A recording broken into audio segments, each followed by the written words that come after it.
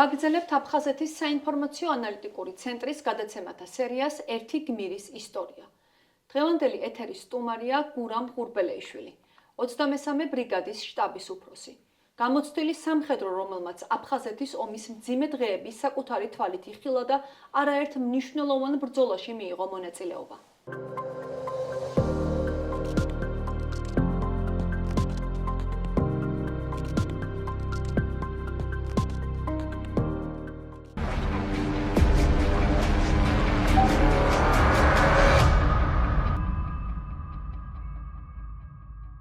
პოლკოვნიკი მოგვითხრობს ისტორიას მეომრების გმირობისა და ადამიანური ერთობის შესახებ.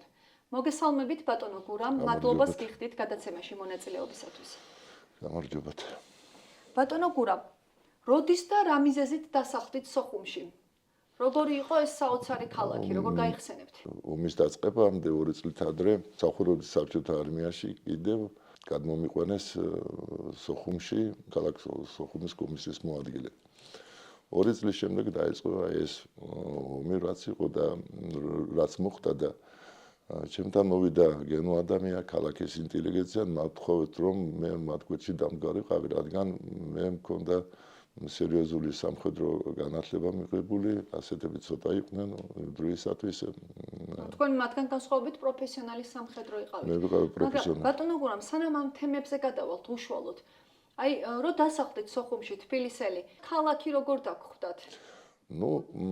აი ამ პერიოდისათვის ქალაქში იყო სიწყნარე, პრაქტიკულად ჩამოდიოდა ბევრი დამსვენებელი, არ იგრძნობოდა ის ამ 2 წლის წინ არ იგრძნობოდა რამე სერიოზული ისეთი, რომელიც აღელვებას იწვევდა ადამიანებს შორის, მაგრამ რაც დრო გადიოდა ამის შემდეგ საქართველოში სხვადასხვა მოვლენებთან დაკავშირების გამო იქაც იძაბებოდა ნელ-ნელა სიტუაცია, მაგრამ ეს დაძაბულობა მანდამაინც აჩარდა. უпроსტად ეს დაძაბულობა ალბათ რაღაც კულისების მიღმა ხდებოდა და ამ დაძაბულებაში ზოგჯერ პროვოკაციებიც ხდებოდა, საკმაოდ გახშირდა განსაკუთრებით ომის დაწყებამდე სხვადასხვა პროვოკაციები. მაგრამ ესეთი სერიოზული დაპირისპირება და კონფლიქტში თუ გადაიზრდებოდა შემდგომ ეს დაპირისპირება? მე სიმართლეს გეტყვით, რომ რაღაც დაძაბულობა იყო ძალიან, ეს ჩანდა, მაგრამ არ მეგონა თუ ეს მივიდოდა აი ამ კონფლიქტამდე და ვიტყვი რის გამოც ამჯეროვდა ამის. იმიტომ საკმაოდ კარგი დამოკიდებულება იყო ბევრ აფხაზ ხალხთა და ქართველ ხალხთა შორის. ერთმანეთს უფრთხილდებოდნენ, ერთმანეთში მეგობრობდნენ, ერთმანეთში მეზობლობდნენ იქ და ურთიერთობაც საკმაოდ კარგი იყო და მაღალ დონეზე. ალბათ ზოგიერთმა პოლიტიკოსმა ეს სხვანაირად გამოიყენა და მეტად დაძაბა ეგ სიტუაცია და მოხდა დაიწყო ეს დიდი შეტაკება. მაინც იყო ასეთი განწყობა ჩვენ შინაერთების შორის, რომ ჩვენ ერთად უნდა ვიცხოვროთ მაინც. ამის მოლოდინში მიდიოდა ეს ომი და ყველა უსწრდა აი ამ მდგომარეობას. ბატონო გურამ, როცა გარშემო ბევრი ადამიანი პირველად აღმოჩნდა ომის რეალობაში, თქვენთვის როგორც გამოცდილი სამხედროსთვის რა იყო ყველაზე რთული? ჩემთვის მართლაც სირთულე იყო, იმიტომ რომ ინტელიგენციამ და მათ შორის გენო ადამიანმა როცა მთხოვეს მე რომ მე მათ გვერდში დამდგარიყავი, მე საკმაოდ რთულ მდგომარეობაში ჩავარდი იმის გამო რომ როგორ დამეწყო. ეს ფაქტიურად იცით, ეგრეთ წოდებულ ბაივიკებს აგავდნენ პირველად ჩამოყალიბების დროს, ვიდრე ნორმალურ სამხედრო შენაერთს და შემდეგ როცა მე საკმაოდ დიდი ვიფიქრე, როგორ გამეკეთებია ისეთნაირად, რომ ეს სამხედრო შენაერთები ყოფილიყო სერიოზული, უბრალოდ ველოსიპედი არ მოვიგონე, არამედ გადავწყვიტე ყველა იმ წესდებით, რომელიც საბჭოთა კავშირის დროს იყო მაშინ. ეს წესდები სამხედრო წესდები არ განსხვავდებოდა არც ამერიკაში სამხედრო წესდებისაგან, არც ჩინეთში, არც ინგლისში. ეს თითქმის ერთდაიგივე, ეს არის მეცნიერება, რომელსაც ერთდაიგივე წესები და კანონები აქვს და მაყურებელს რო შევახსენოთ, იმიტომ რომ მოხალისეობრივი ხასიათი ჰქონდა, ხო, ამ რაზმს მოხალისეები იყვნენ შეკრებილი, რომელსაც ქალაქის მცველები. ადგილობრივმა მოსახლეობამ, სოხუმის და მის გარშემო მოსახლეობამ თვითონ დაიწყო მოსვლა, რომ ჩაწერილიყო, რომ დაეცვათ, ყველას თავისი სახლი ჰქონდა, თავისი კარი ჰქონდა, ბავშვები, ოჯახები ყავდა იქ და მათ თვითონ დაიწყეს ეს ჩამოყალიბება, მაგრამ ყველას ეგონა, რომ თუ ხელში ავტომატს აიღებდა, მაშინ შეიძლება ის ყველაფრის გაკეთება. სამწუხაროდ ომში ეს ასე არ არის, ომში სულ სხვა პროცესები ხდება, რომელიც უხილავი არის ეს პროცესები და ბევრი დამოკიდებულია აი მართვის სისტემაზე როგორ უნდა გაიმართოს ეს დამოკიდებულება ერთმართველობაზე რომ ყოფილიყო და აი გენო ადამიანს მოსვლით პირველ რიგში მოხდა აი დაკომპლექტება ჩვენი ბრიგადის შემადგენლობის ხელმძღვანელობის დაკომპლექტება ძალიან მაღალ დონეზე.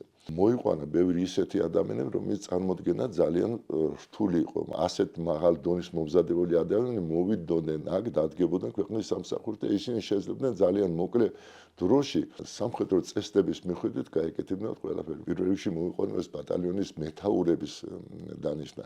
ეს იყო შერჩეული ადამიანები, რა თქმა უნდა, საკმაოდ მანამდე ზოგიერთს ჰქონდა ცოტა გამოცდილება ამაში, მაგრამ აი ომის გამოცდილება თითქმის არავის არ ჰქონდა რაღაც სხვანაირი. აქედან აღმოჩნდა შესანიშნავი ბატალიონის მეთაური, როგორც დათო ღვინჯილი არის, როგორც თემუზ არანდია, მუკბანიანი, მეორე ბატალიონის ვახტანგ მუკბანიანი, მეორე ბატალიონის მეთაური გია ვეკუა, მესამე ბატალიონის მეთაური და სხვაებიც, რომლებიც ეს იყო ძირითადი მებრძოლი ბატალიონები და იყო კიდევ ისეთი ბატალიონი, რომელიც ჩვენ ზურგს გვიმაგრებდა. იქ იყო დადუანი და განსაკუთრებით მხარიმი და ის განსაკუთრებით აღნიშნო ომის დასაწყისში ჩვენ არ გვეხებოდა ეს ზეგანის მიმართულება, რომელიც შოფელ შრომის მიმართულება, მაგრამ იქაური მოსახლეობა მთელი განწყობით იყო ჩვენთან ერთად და საბოლოო ანგარიში ისე მოხდა, რომ ისინი შემოვიდნენ ჩვენი ბრიგადის ხელმძღვანელობაში. ამ დაკომპლექტებამ შედეგი გამოიღო, მაგრამ ერთ-ერთი ყველაზე მთავარი შედეგი ისთვის გამოიღოთ, რომ მე ხშირად მიხდებოდა ბატონ გენო ადამიანსთან საუბარი იმის შესახებ, რომ მაინც ჩვენ უნდა წავიყვანოთ ყველაფერი სუფთა სამხედრო წესების მიხედვით. სხვათა შორის მინდა ხაზი გავუსვა ეს, რომ ის არასდროს წინააღმდეგი არ იყო. ერთჯერ იყო ასეთ მაგალითსაც მოგიყვებით, მაგალითად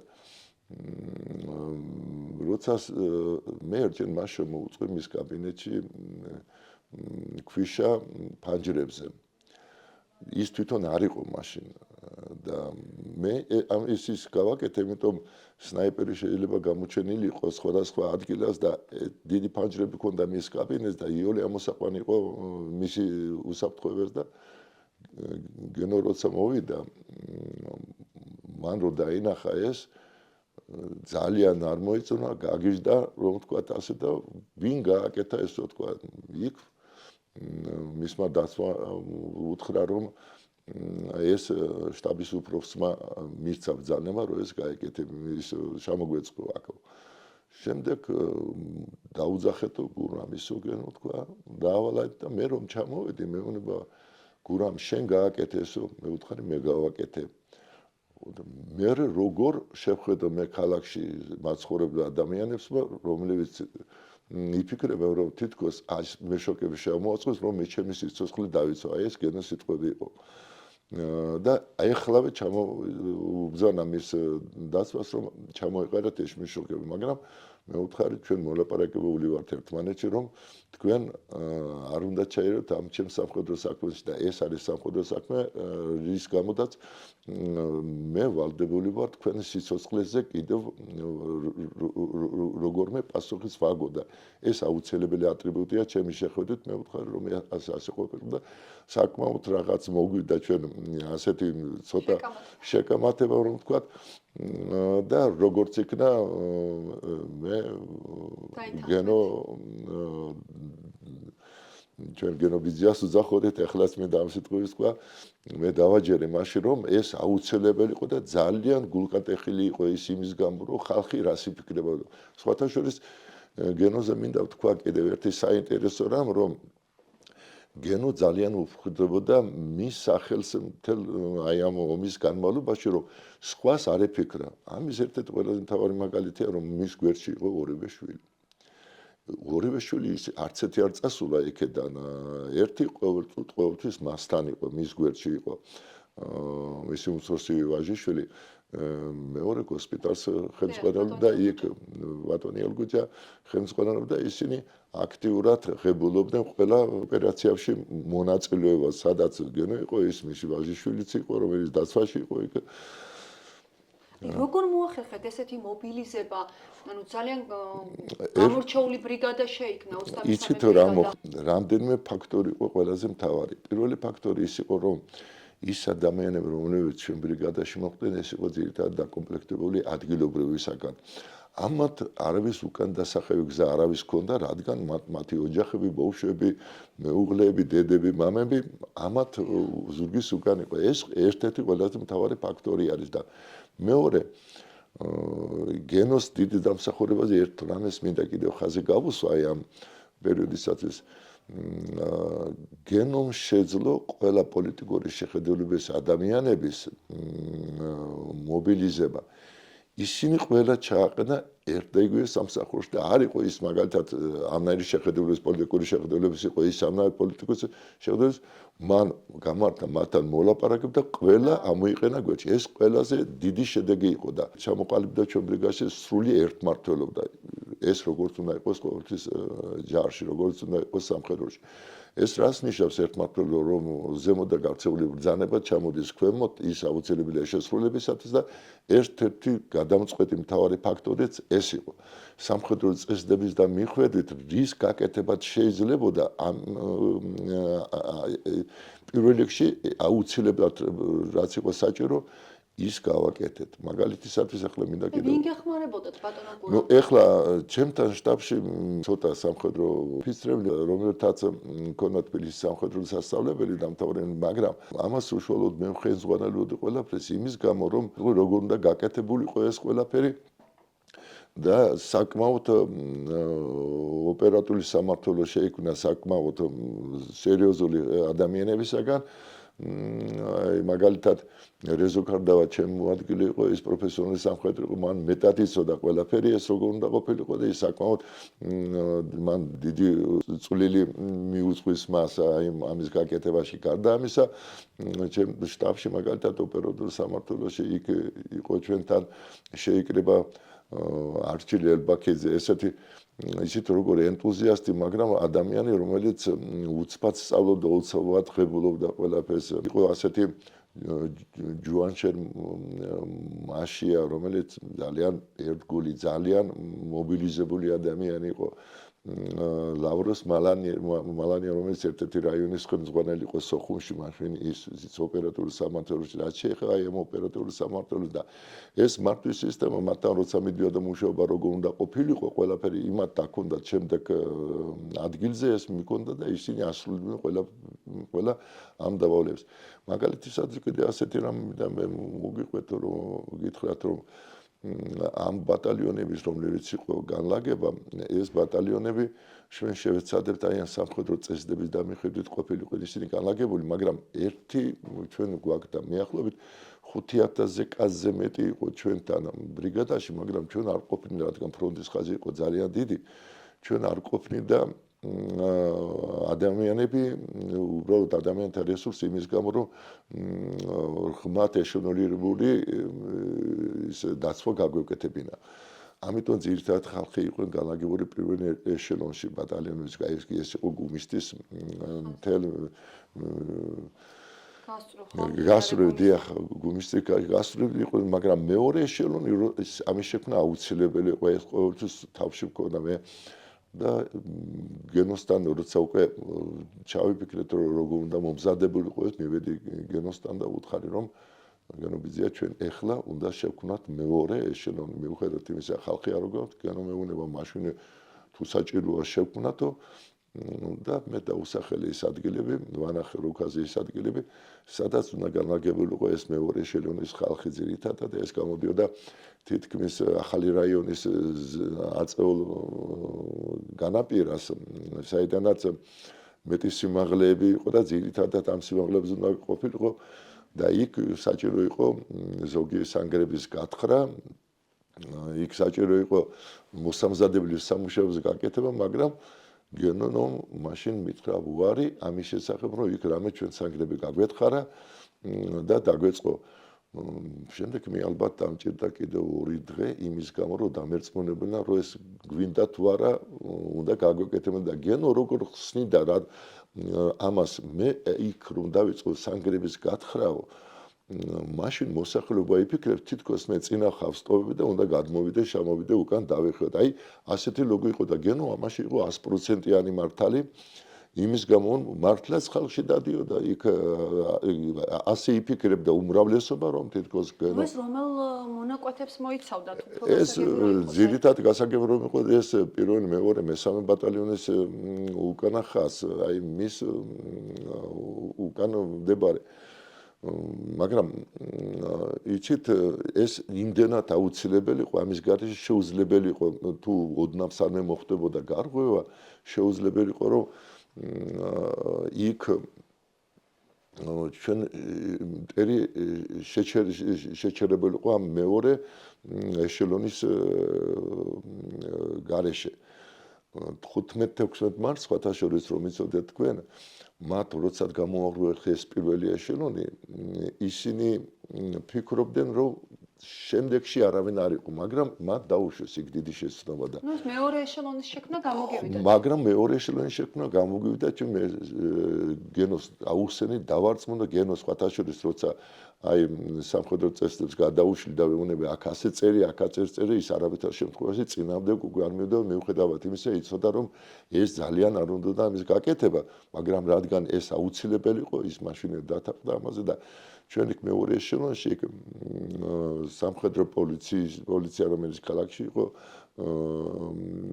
შინაგან საქმეთა სამინისტროს შენაერთები და სხვა ჩვენი მეორე ზურგის შენაერთების მიუთითეთ ის ადგილები რომ გარღვევის შემთხვევაში ვისაც უნდა დაეკავებდა რამ სანამ უშუალოდ გადავალთ 15-16 მარტის მოვლენებს ეს არის 23 ბრიგადამ ძალიან ბევრი ბრძოლა აიღო თავის თავზე და მათ შორის გამორჩეულია 15-16 მარტის მოვლენები რომელზეც ხშირად ამბობენ რომ გამარჯვების უფლების გარეშე იყო ეს ბრძოლა თქვენ როგორ შეაფასებთ ამ დღეს და როგორ გაიხსენებთ ამ ძიმე იცით ეს 2 დღე მიდიოდა ეს 2 დღე მიდიოდა ეს მაგრამ მაშინ ჩვენ დაგვეყობა 129 ბრძოლი ჩვენ ბრიგადაში იქ იყო ისეთი რთული ბრძოლები რომ ხელჩართულ ბრძოლებში გადადიოდა სიტუაცია განსაკუთრებით მეორე ბატალიონის სატანკო ბატალიონის მიდამოზე პირველი ბატალიონის მიმართული მესამე ბატალიონსაც არაგლდა ეს ერთი სიტყვით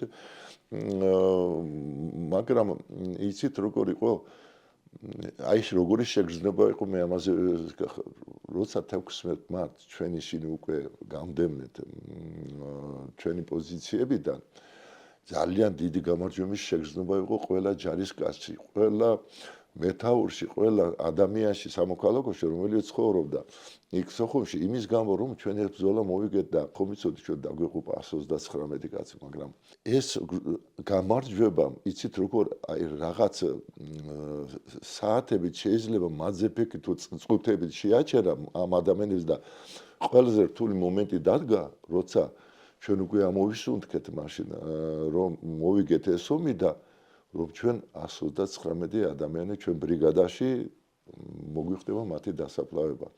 ეს განცდა იყო ენით აღუწერელი გმირობის მაგალითია ხო ქართველების ეს იყო ძალიან ძიმე მომენტი იცით რა მოხდა უცბად ალბათ ვაკუუმი დადგა ჩვენში ხელმძღვანელობაში განსაკუთრებით ბატალიონის მეთაურებში აქ გამარჯვება იყო ჩვენ მზეიმობდით ამ გამარჯვებას უცბად და რამდენიმე წუთში იცვლება ჩვენი მდგომარეობა როცა ამ ბიჭებს ჩვენ უნდა დავასაფლავოთ გამოვიყვანეთ და სულ სხვანაირად ხდება ყველაფერი ჩვენ გვავსებს იცით როგორი განწყობილება ძალიან რთული განწყობილება ისიქი რომ ამის გადატანა იცით როგორ იყო ჩვენ და მივსულიყავით იქ სადაც უნდა შეგვიხედათ თვალებში ყველი ჩვენა ოჯახის წევრებისათვის მათი შვილებისათვის მეუღლეებისათვის დედებისათვის აი ეს მომენტი იყო ყველაზე ძნელი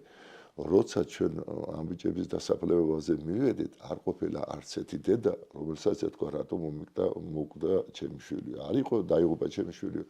არ იყო არც ერთი მეუღლე, არც ერთი მამა, რომელმაც აი ასეთი რამ რომ ეფიქრაც და ეთქვა. გამარჯვების უფლების გარეშე ბრძოლა ეს იმიტომ აღნიშნე რომ აი შემდგომ რატო არ მიეცა წინ წასვლის უფლება. ეხლა ამაზე ბევრი სხვადასხვა ლაპარაკობს, მაგრამ ეს იმდენად მძიმე ბრძოლები იყო 15 და 16 მარტს და რომელიც ძირითადად ეს ჩვენ ბრიგადას დააწვა ბეჭებში რომ ამ სხურყლის გამო ბევრი დაჭრილები ყავდა ძალიან დიდი რაოდენობით დაჭრილები და როგორც ყოველთვის წინ წასვლაზე უნდა შემოსულიყო ახალი ძალები, რომლებიც უნდა გასულიყო და მართლაც ამ დროისათვის იყო ძალიან კარგი მომენტი, იმის გამო რომ მოწინააღმდეგე მაშინ ტოვებდა მის პოზიციებს და ისინი გარბოდნენ უკან, მაგრამ აქაც იყო ალბათ პოლიტიკური შეხედულება, როგორც ვიცი, რომელიც ბრძანება არ იყო წინ წასვლის. არა, ჩვენ არავითარი ბრძანება წინ წასვლის შესახებ არ მიგვიღია. ფიქრობ, რატომ ეს მაინც არ მოხდა, მაინც უკავშირებ იმას, რომ ამ დიდი მსხვერპლის არც იმ ხარისაგან, არც ჩვენ ხარისაგან დიდი მსხვერპლის გაღება არ უნდა და არც ქართულ და არც ალბათ აფხაზ მოსახლეობას. და ეს გაჩერებული იყო ჯობდა მაშინ თითქმის ბევრის გაგებით რომ მაინც ერთად უნდა ვიცხოვროთ, მაინც ერთად უნდა დაუბრუნდეთ, მაინც ერთად უნდა ვიყოთ. აი ალბათ მიუხედავად როგორ ფიქრობთ, როგორც გამოცდილი სამხედრო, როგორ შეაფასეთ დღეს თუ გადააფასეთ მოვლენები და თუ შეგეცვალათ წარმოდგენა? ანუ ეს პოლიტიკური ნება იყო თუ უბრალოდ ფიზიკურად ძალა არ იყო? მე ფიქრობ რომ აქ ალბათ ძირითადად ეს იყო პოლიტიკური ნება. ცლად ვისაუბროთ არტილერიის როლზე, რომელმაც ძალიან დიდი გავლენა მოახდინა ამ დღეს და 15 მარტი არტილერიის დღედაც დაგვეჭდა. ჩვენ ყველაფერს ვცდილობდი გაგვეკეთებინა სამხედრო წესდების და მიხედვით ბრიგადის არტილერია საკმაოდ გამოცდილი ნოდარ ჯიშკარიანი უდგა სათავეში. რომლის როლიც იცით როგორ გითხრათ ახლა აი ამ გამარჯვებაში და არა მარტო ამ გამარჯვებაში სხვა დროსაც მისი როლი იყო უდიდესი იყო ჩემი მარჯვენა ხელი ნოდარ ჯიშკარიანი აი ამ ომის თითქმის გასაგრევად 15-16 საერთოდ დიდი ომის დროს ის ყველა ბრძანებას რომელიც და ყველა ასრულებდა პირნათლად თანაც ძალიან მაღალ პროფესიონალად იცით ეს იყო ძალიან მაგარი კედელი, რომელიც მაშინ ამ ომის დროს ჩვენ გაგვაჩნდა. 15 მარტი არტილერიის დღეთ არის გამოცხადებული, ეს ალბათ 100%-ით სწორი არის იმის გამო, რომ არტილერიაში ჩვენ მყავდა ბევრი პროფესიონალი. აი თუ გინდა აიღეთ მაგალითად корпуსის არტილერია, სამინისტროს არტილერია, იქაც პროფესიონალები იყვნენ, ოფიცრები იყვნენ, ძირი პროფესიონალები, საქართველოს საბედნიეროდ ყავდა ბევრი კარგად მომზადებული კადრის ოფიცრები, ეს პროფესიონალები, რომელიც იყვნენ ისინი წინვალეთ ასრულებდნენ თავიანთ ამოცანებს. მინდა ხაზი გაუსვა ასეთ გარემოებას, რომ ჩვენ შეგვექნა ეგრეთ წოდებული ბრონემატარებელი დაარქვეს, ბრონემატარებელი ეს ამის შექმნა ეს უეცრად მოხდა, ეს მომივიდა მეთაფში როგორ გამეკეთებენ. ჩვენ არტილერია არ ყოფნიდა და რომ გაგვეზარდა არტილერია, ამიტომ გადავწყვიტე რომ ესენი ჩვენ დაგვეყენებინა სალოკომოტივო პლატფორმებზე. მე დაუძახე ეს უთხარი გენო ადამიანს რომ მინდა ასეთნარი გავაკეთოთ, გენო მითხრა მომწონს ეს იდეა, გენო დაუძახა დეპოს უფროს სოხუმში მოვიდა ის მას დაუხაზე როგორ უნდა ყოფილიყო, როგორ უნდა დამაგრებულიყო ეს ყველაფერი და ზური მებონიასთან რა თქმა უნდა შევთანხმეთ რომ ისი ეს ასეული წამოვიდოდა აქ და 6 ქვემეხი ჩვენ დავაყენეთ წინა ხაზია, რომელმაც კარგი როლი შეასრულა იმის გამო, რომ ის უცბად გადაადგილდებოდა ერთი ადგილიდან მეორე ადგილზე, მასზე ბევრს ნადირობდნენ, მოწინააღმდეგეებს ნადირობდა, მაგრამ ზოგჯერ იმალებოდა ტუნელშიც და სულ პირველი გასროლები მათ გააკეთეს, თითქმის მივიდნენ გუმისტამზე, გამოვიდნენ ტუნელიდან, მივიდნენ გუმისტამდე, იქ გააკეთეს ზალპი და ისევ შემოვიდნენ რამდენიმე წუთში ისევ დაიმალეს გვირაბში. ხაზი ამ კორპუსის არტილერიასაც მინდა გაუსვა, რომ მათ დიდი პროფესიონალიზმი გამოიჩეს. სხვათა შორის თბილისში არის აქ ზაქეისის მიმართულებით ერთი ხიდი, რომელიც საწაწერია გმირი ქართველი არტილერიისტების ხიდი.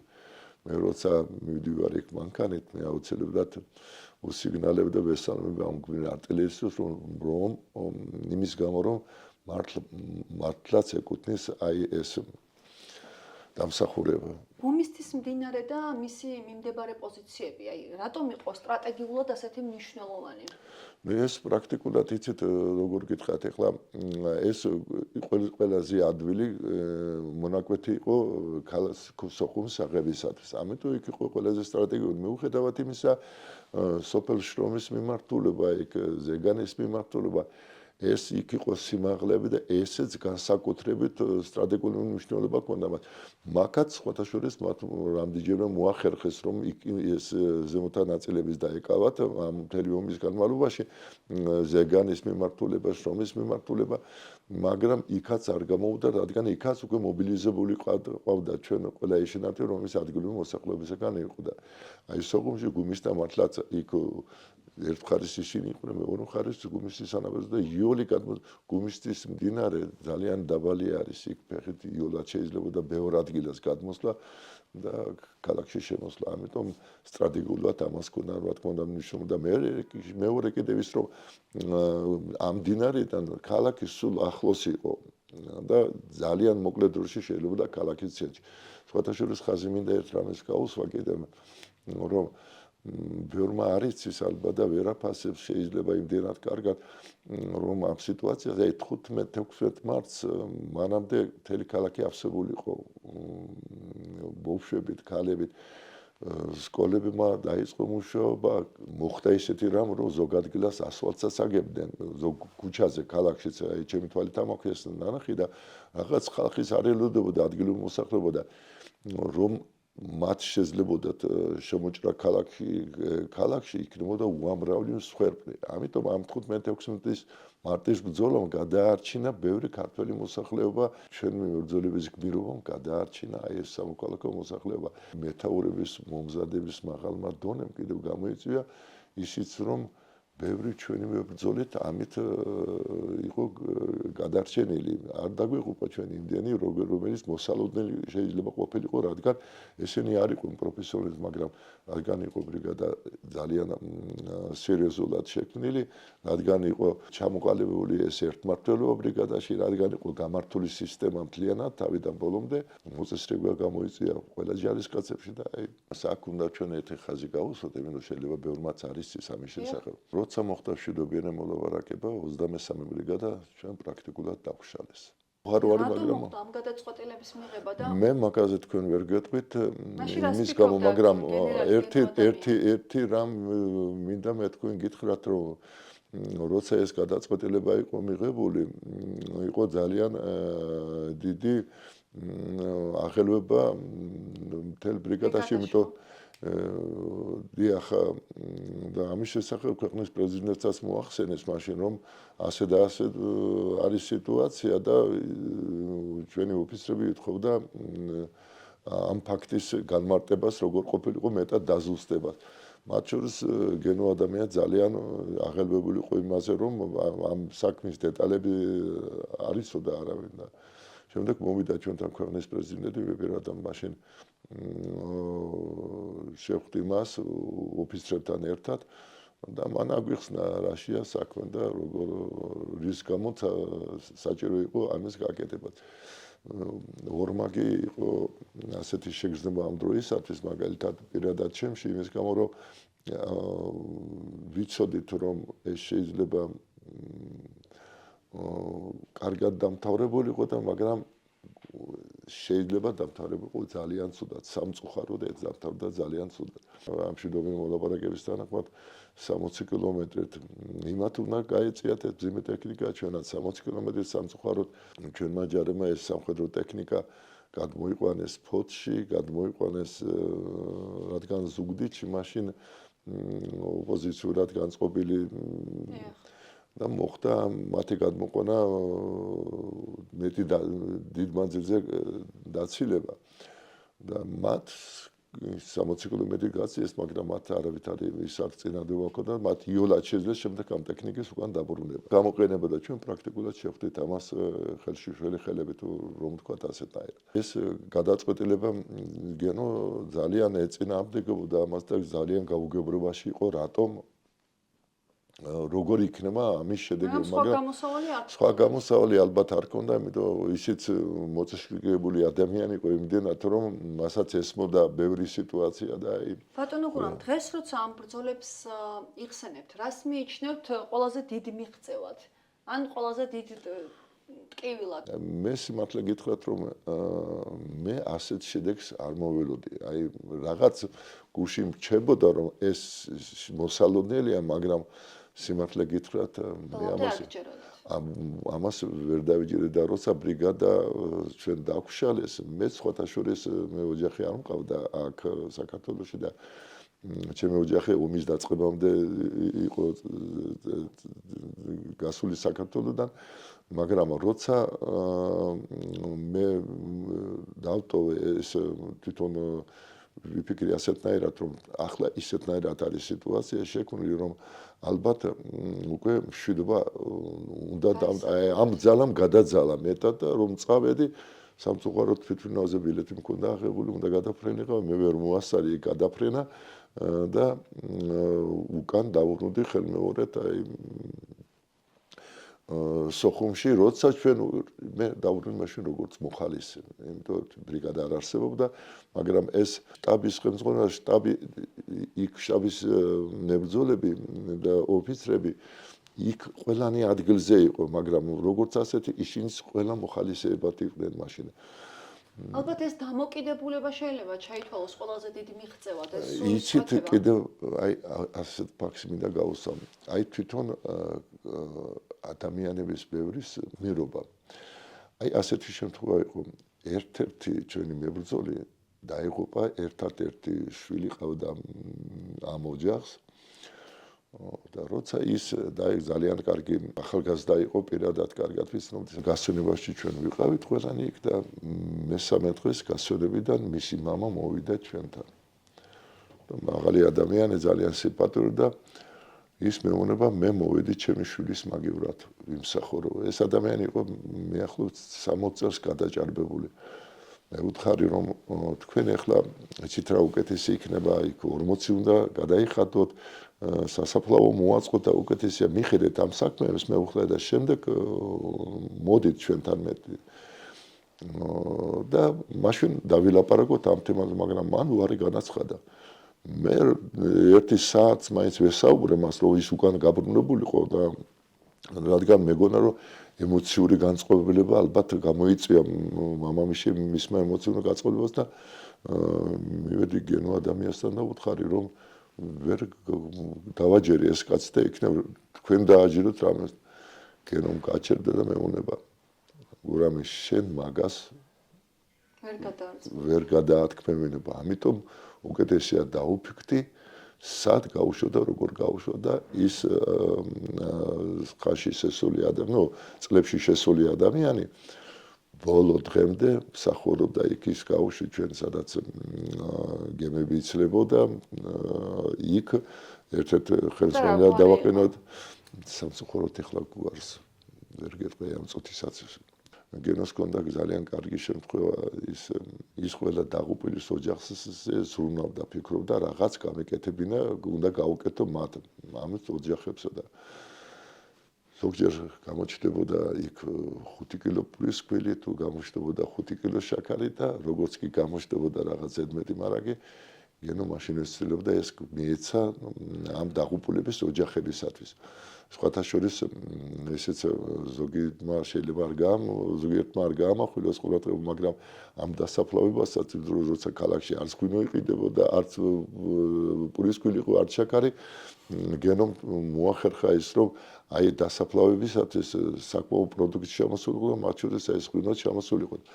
როცა ერთ-ერთ სოფელში ჩვენები ავიდნენ, როცა ამ 5 კილო პურისკვილს და 5 კილო შაქარს ურიგდებდნენ დაღუპულების ოჯახს, ერთ-ერთი ის მამა, რომელმაც გამოვიდა, თქვა, რომელსაც ერთი შვილი ყავდა კიდევ დაღუპული აი ამ ადამიანსაც, თქვა, ჩემს სახლში ჯერ არც 1 გრამი არც შაქარი არის და არც პურისკვილი, მაგრამ მე ის კი არ გამიხარდა, რომ თქვენ მომიტანეთ მე შაქარი და ან პურისკვილი. მე ის გამიხარდა, რომ თქვენ ჩემი შვილი არ დაევიწყეთ. აი მე მინდა მიმართო ყველას, რომ ეს ადამიანები, რომელიც ჩვენ იქ დავღუპეთ, ეს ადამიანები დავიწყარი უნდა იყვნენ. ბატონო გურამ, როდის გადააფასეთ მოვლენები? ფიქრობთ, რომ შეიძლებოდა ამ ყველაფრის თავიდან აცილება? იცით რა, მე რადგან პროფესიონალი სამხედრო ვარ, მე მიჭირს ამაზე საუბარი დღეს, მიუხედავად იმისა, მე მაქვს ჩემი პირადი შეხედულება. ეს ჩემი პირადი შეხედულება შეიძლება ბევრს ატკინოს გული დღეს, თქვა მე ასე და შეიძლება ისედაც მოხდეს, რომ მაგრამ გადაფას ერთი ფაქტიურად რა მინდა ვთქვა, რომ ალბათ საერთო მდგომარეობა, რომელიც იყო აი ამ წლებში 90 საბდაკავშირის დაშლის შემდეგ, ალბათ ჩვენი ქვეყანა მოხვდა ძალიან რთულ მდგომარეობაში. რადგან მე ეს პოლიტიკური საქმეების ის არ შემიძლია ავწოვო, ალბათ ამის შედეგიც იყო ის, რაც ჩვენ დავგმართეს. იმ ახალგაზრდებს რომ იმართოთ, ვინც ომის ისტორია მხოლოდ წიგნებიდან იცის, რა გულწრფელ სათქმელს დაუტოვებდით მათ? ერთსაც გეტყვით კიდევ, რომ აი დღეს სამწუხაროდ ყველა ახალგაზრდებმა არ იციან ამის შესახებ. ზოგჯერ მიხდება ესეთი შტაბილება, თითქოს რომ გული მტკის იმის გამო, რომ ამაზე არ მიდის სწავლება სკოლებში, ამაზე არ მიდის სწავლება ინსტიტუტებში, ამიტომ ძალიან ბავშვებისა და სტუდენტების უმრავლესობა ძალიან ცოტა იციან ამის შესახებ, მაგრამ არიან ადამიანები, რომლებმაც იციან ახალგაზრდების სხვათა შორის ამის შესახებ, მაგრამ ისინი არიან ერთეულები. თვითონ აფხაზეთის თემაზე რო ამაღლეს ცნობიერება და ამ გმირების შესახებ რა თქმა უნდა, ეს აუცილებელია სათქმელი. თქვენ იცით იმის შესახებ, რომ ბევრი აფხაზი მოსახლეობა აი ჩვენს მხარეს იყო აკეთათ ეს კარგად არის ცნობილი და მინდა ვთქვა, რომ ბევრს მე ვიცი ისეთი ადამიანები, რომლებიც ბევრს არც უნდოდა აი იარაღი ხელში აიღო, მაგრამ ეს ომი ისეთი საშინელებაა, რომ ის იზურებული ხდის ბევრ ადამიანს, რომ აი ალბათ მოკიდოს ამ იარაღს ხელში და ზოგჯერ ფიქრობ ის მეზობლები, რომელიც ერთმანეთის გვერდში ცხოვრობდნენ, ყველა ფიქრობდა, რომ ჩემ მეზობელს ის არაფერი არ დამთოს თუ ის აფხაზი იყო. და გონია, რომ იმ ხარდაც არიან ადამიანები, რომლებიც ისინი ფიქრობდნენ ამ ადამიანს არაფერი არ მოუვდოდეს. აი სწორედ დასასრულისკენ მინდის ბატონო გურამ, ჩვენი გადაცემა და ჩვენი ეთერის შემაჯამებელი შეკითხვა ყოველთვის ასე ჟღერს. რას ეტყვით იმ ადამიანს, რომელიც ახლა ენგურს იქით ან ენგურს აქეთ საქართველოში გვიყურებენ და გვისმენენ? მე მინდა მათ უთხრა, რომ ალბათ ჩვენი ერთობის გარეშე შეუძლებელია მშვიდობიანი ცხოვრება ჩვენთვისაც და განსაკუთრებით იმ ხარისათვისაც. ჩვენ ალბათ ბევრი წესებით და იგივე გვაქვს ცხოვრებაში, ბევრი საქციელი ერთ და იგივე გვაქვს და მე ვფიქრობ, რომ იქაც არიან საკმაოდ მოაზროვნე ადამიანები, რომლებიც ალბათ ამაზე ფიქრობენ და აი ჩვენ შერიგების შესახებ, რომ ისინი ყოფილი იქნებოდნენ. მე ვიცი აი ბრიგადის მეთაურის პირველი მოადგილე სპარტაკ მარხულიასთან იყვნენ ჩამოსული მაგალითად იქედან ადამიანები, რომელიც იბრძოდნენ იმ მხარეს და შემდეგ ისინი როცა ჩამოვიდნენ თბილისში აქ ნახეს როგორ არის ყველაფერი ეს ჩვენი წესები გაიხსენეს ისინი აი სპარტაკმა მითხრა რომ პირდაპირ ლაიფში გადაცემდა აი ხედავ როგორ არის და როგორ და მოუწოდებდა აი სინამდვილეში რა არის ეგ საკითხები რომელიც მაგალითად არავითარ შემთხვევაში არ უნდა გადაწყდეს მაგალითად ომის მიხედვით ეს საკითხები უნდა გადაწყდეს ალბათ აი ყველა მოლაპარაკების და ღმერთთან ვარ დარწმუნებული იმაში რომ სხვა გამოსავალი აქ არ არის აი მშვიდობიანი ცხოვრებისათვის რომ იყოს რომ ეგ შერიგების და მჯერას იმისაც რომ სიმართლე გითხრათ რომ ყველა მოსახლებმა რომელსაც აფხაზეთი დატოვა ყველანი დაბრუნდებიან იქ ადგილზე და თქვენ თბილისიდან გვესტუმრებით აუცილებლად ნუ მე რატომ გესტუმრებით სხვათა შორის მე იქ ცხოვრობდი მეც იქ მქონდა ჩემი საცხოვრებელი ამიტომ მე იქ სტუმარი არ ვარ სხვათა შორის თქვენ დაბრუნდებით მე ასე ვფიქრობ რომ ასეთნაირად იქნება ეს ყველაფერი მიუხედავად იმისა უკვე წლები მაქვს მაგრამ სამწუხაროდ ეს ფიქრები არავის არ აქვს დატოვებული რადგან ჩვენ არ უნდა დავივიწყოთ რაც მოხდა სწორად შევაფასოთ ეს რომ შემდეგში არ გამეორდეს საქართველოს ისტორიაში არასდროს აი ასეთი მძიმე დღეები დიდი მადლობა ბატონო გურამ გადაცემაში მონაწილეობისათვის და გარწმუნებული ვარ ერთ დღეს ასრულდება ჩვენი სურვილი და ერთად დავბრუნდებით სოხუმში. ნუ მეც ასეთნაირად ღმერთთან ვარ დარწმუნებული ამაში და მჯერავს ამის რომ ეს აუცილებლად იქნება და ალბათ იქ კიდევ შეხვდებით და იქ კიდევ ვისაუბრებთ როგორ ცხოვრობდით დევნილობაში. ერთი ალბათ გამომჩა კიდევ ასეთი რამ რომ მე ღმერთთან ვარ დარწმუნებული ერთში იმაში რომ იქაც არიან ბევრი ადამიანები დღეს რომელიც ფიქრობენ აი ჩვენთან დაახლოებას და ალბათ ისინიც ფიქრობდნენ რომ ეს მალე მოხდება და მალე შეხვდებით ერთმანეთს ამიტომ ეს იმედებს გვაძლევს რომ ამ სიტყვებს დიდი მადლობა ბატონო კარგად ბრძანდებოდეთ მაყურებელს გადაცემის შემდეგ ეპიზოდამდე ვემშვიდობებით